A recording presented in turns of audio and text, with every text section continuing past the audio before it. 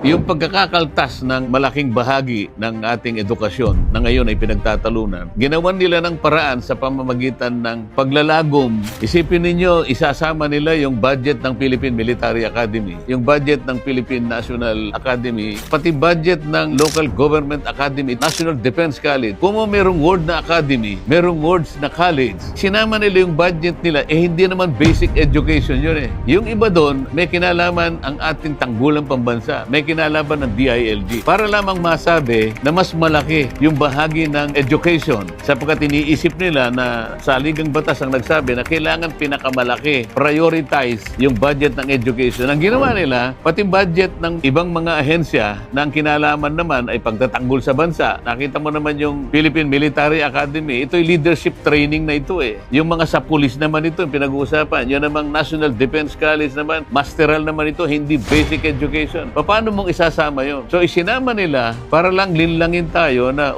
mas mataas talaga ang budget ng education. Ito yung dapat ninyong questionin. Kaya natin binabanggit ito para malaman ng ating taong bayan, ano ba nangyari talaga sa national budget? Ito na ang pinaka-controversial na budget sa lahat ng budget na naipasa namin magmula nang ako ay tumuntong sa House of Representatives.